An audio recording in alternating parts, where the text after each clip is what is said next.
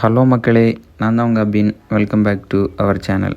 நம்ம நீங்கள் என்ன வீடியோ பார்க்க போகிறோன்னு பார்த்தீங்கன்னா, பஜாஜோட பிளாட்டினா 125 இந்த பைக் வந்து இந்தியாவில் லான்ச் பண்ண போகிறதா சொல்லியிருக்காங்க. நம்ம அதை பற்றி தான் பார்க்க போகிறோம்.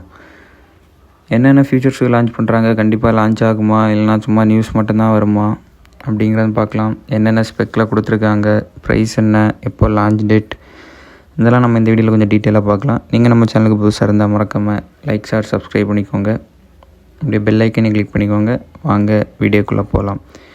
இந்தியாவில் வந்து பஜாஜ் பிளாட்டினா 125cc பைக் வந்து லான்ச் பண்ண போகிறதா சொல்லியிருக்காங்க. கண்டிப்பாக லான்ச் ஆகுமான்னு கேட்டால் ஒரு சந்தேகம்தான். ஏன்னா இப்போ ரீசெண்டாக தான் பிளாட்டினா 110 வந்து லான்ச் பண்ண போகிறதா சொல்லியிருக்காங்க. அதுக்கெல்லாம் திருப்பியும் 125cc சொல்லும்போது கொஞ்சம் சந்தேகமாக தான் இருக்குது. சொல்ல முடியாது, லான்ச் ஆக சான்ஸ் இருக்குது, இல்லாமல் போகலாம்.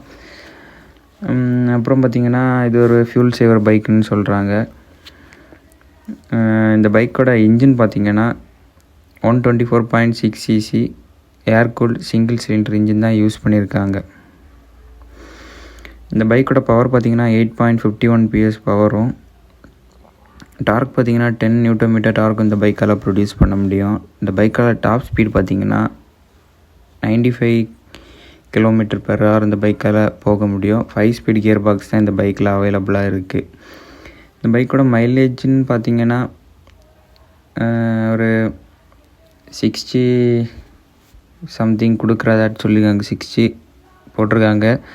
இந்த பைக்கோட ஃபியூல் டேங்க் கெப்பாசிட்டி பார்த்திங்கன்னா 13 litre of fuel tank capacity கொடுத்துருக்காங்க. இந்த பைக்கோட கம்ஃபர்ட்டுன்னு பார்த்திங்கன்னா ஃப்ரண்ட்டில் வந்து USD ஃபோர்க்ஸும், ரியரில் வந்து பார்த்திங்கன்னா மோனோ சாக்கப்ஸரும் தான் அவைலபிளாக இருக்குது. அப்புறம் பார்த்திங்கன்னா நம்ம ரோடுக்கு எல்லாம் ரொம்ப கம்ஃபர்டபுளாக இருக்கும். ஆஃப் ரோடு இதுக்கெல்லாம் நல்லா கம்ஃபர்ட்டான ஒரு இதுதான் கொடுத்துருக்கோம் அப்படின்னு சொல்லியிருக்காங்க. வேறு சீட் ஹைட்டுன்னு பார்த்திங்கன்னா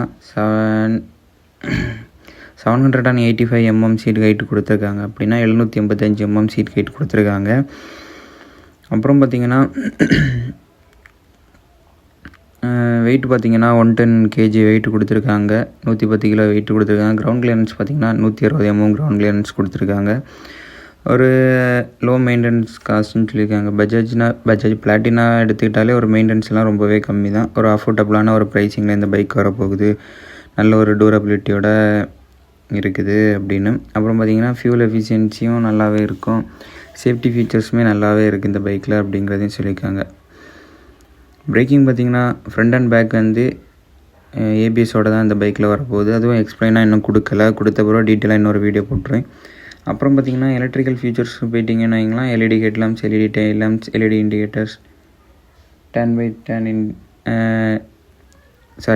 TFT டிஸ்பிளேயில் 10x10 இண்டிகேஷன், ப்ளூடூத் கனெக்டிவிட்டி இதோட தான் நாங்கள் லான்ச் பண்ணோம் அப்படின்றத சொல்லியிருக்காங்க. பார்ப்போம், வெயிட் பண்ணி பார்ப்போம் இந்த பைக் எப்படி லான்ச் ஆக போகுது, என்ன எப்படிலாம் வரப்போகுது, லான்ச் ஆகுமா ஆகாதான்னு கிளியர் வீடியோ இன்னொரு வீடியோ வரும். இந்த வீடியோ உங்களுக்கு பிடிச்சிருந்தால் மறக்காமல் லைக் ஷேர் கமெண்ட் சப்ஸ்கிரைப் பண்ணிக்கோங்க. நாளைக்கு நம்ம இன்னொரு பைக் கனரில் சந்திக்கலாம். பாய்.